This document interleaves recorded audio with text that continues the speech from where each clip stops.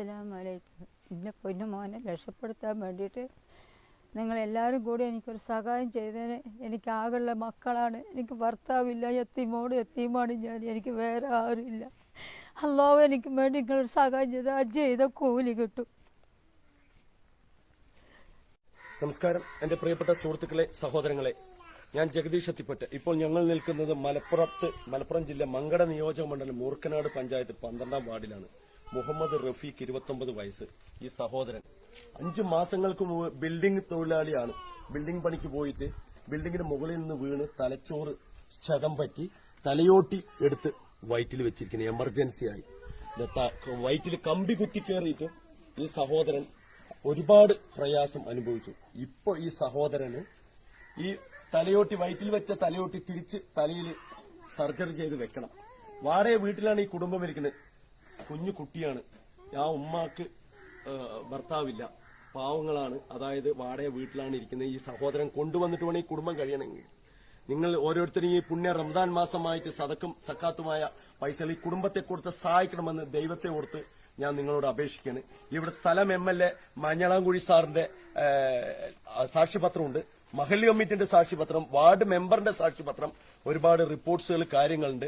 ഉടൻ തന്നെ ഈ സഹോദരനെ ഹോസ്പിറ്റലിൽ കൊണ്ട് സർജറി ചെയ്തിട്ടില്ലെങ്കിൽ സഹോദരൻ മാനസിക വിഭ്രാന്തി സംഭവിക്കുന്ന ഡോക്ടർമാർ പറഞ്ഞിരിക്കുന്നത്. അപ്പോൾ എല്ലാവരും ഈ കാണുന്ന സുഹൃത്തിനെ ഈ കുടുംബത്തെ സഹായിക്കുന്ന താഴ്മയോടുകൂടി അപേക്ഷിക്കുന്നു. നന്ദി, നമസ്കാരം. പ്രിയമുള്ളവരെ, ഞാൻ കുഞ്ഞു മുഹമ്മദ്, മൂർക്കാട് പഞ്ചായത്ത് 12-ാം വാർഡ് മെമ്പറാണ്. മലപ്പുറം ജില്ലയിലെ മങ്കട നിയോജകമണ്ഡലത്തിൽപ്പെട്ട മൂർക്കാട് പഞ്ചായത്തിൽ 12-ാം വാർഡിൽ വാടകയ്ക്ക് താമസിക്കുന്ന റഫീഖ് എന്നീ സുഹൃത്ത്, അദ്ദേഹം ജോലി സംബന്ധമായി വാർപ്പ് പണിക്ക് പോയ സമയത്ത് വാർപ്പിൻ്റെ മുകളിൽ നിന്ന് വീണ് അതിമാരകമായ പരിക്കേൽക്കുകയും ആ സമയത്ത് മെഡിക്കൽ കോളേജിൽ കൊണ്ടുപോയി ട്രീറ്റ്മെൻറ്റ് ചെയ്ത് അദ്ദേഹത്തിൻ്റെ തലയോട്ടി വയറ്റിനകത്താണുള്ളത്. അത് തിരിച്ച് ഈ ഇതിലേക്ക് ഫിക്സ് ചെയ്യാൻ തന്നെ നല്ലൊരു എമൗണ്ട്.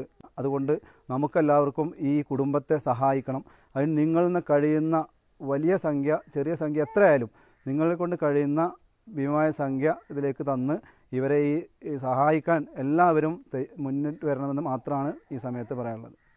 സുഹൃത്തുക്കളെ, എല്ലാവർക്കും നമസ്കാരം. പഴയന്നൂക്കാരനാണ്.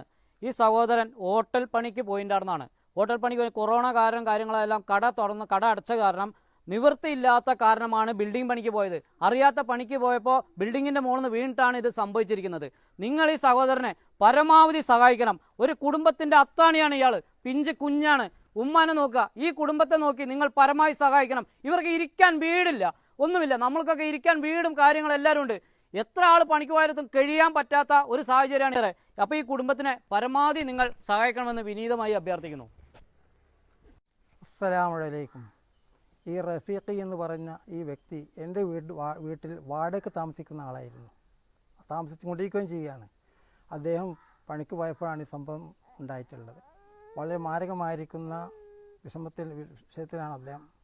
അതുകൊണ്ട് നിങ്ങളെല്ലാവരും അദ്ദേഹത്തിൻ്റെ ഈ സംഗതിക്ക് വേണ്ടി ഈ റംസാൻ മാസത്തിൽ പ്രത്യേകമായി സഹായിക്കണമെന്ന് വിനീതമായി അപേക്ഷിക്കുകയാണ്. അസ്സലാമു അലൈക്കും. ഈ വ്യക്തി ഞങ്ങളുടെ മാലിൽ താമസിക്കുന്ന വ്യക്തിയാണ്. കൺസ്ട്രക്ഷൻ വർക്കിന് പോയ ബിൽഡിങ്ങിൻ്റെ മുകളിൽ നിന്ന് വീണതാണ്. അപ്പോൾ ഒരു സർജറി കഴിഞ്ഞു, ഇനി ഒരു തുടർ സർജറി അത്യാവശ്യമായി വന്നിരിക്കുകയാണ്. അതിന് സന്മനസ്സുള്ള എല്ലാവരും സഹായിക്കണം. ഇപ്പം നിത്യവൃത്തി ജനങ്ങളെല്ലാവരും ഞങ്ങൾ നാട്ടുകാർ കൂടിയിട്ടാണ് ഇപ്പോൾ ദിവസ ചെലവ് കഴിയുന്നത്. അപ്പോൾ ദയവിധി എല്ലാവരും ഇയാളെ സഹായിക്കണം കഴിവിൻ്റെ പരമാവധി. അസ്സലാമലൈക്കും. നമസ്കാരം. റഫീഖ് ആലത്തൂരാണ്. നമ്മുടെ ഒരു സുഹൃത്തിൻ്റെ അവസ്ഥയാണ് ഇപ്പം ഞങ്ങളുടെ മുമ്പിൽ നമ്മൾ വന്നിട്ടുള്ളത്. നിങ്ങളെല്ലാവരും സഹായിക്കണമെന്ന് അഭ്യർത്ഥിക്കുകയാണ്. ഒരു കുടുംബത്തിൽ 3 പേര് ജോലിക്ക് പോയാലും കുടുംബം കഴിയാൻ പറ്റാത്തൊരവസ്ഥയിലാണ്. ആ കുടുംബനാഥൻ തന്നെ തളർച്ചയായി വീണ് കിടന്നതുകൊണ്ട് ഇനി ആരും സഹായിക്കാൻ ആരും ഇല്ലാത്തൊരവസ്ഥയിലാണ്. നിങ്ങളെല്ലാവരും സഹായിക്കണമെന്ന് വിനീതമായി അഭ്യർത്ഥിക്കുകയാണ്.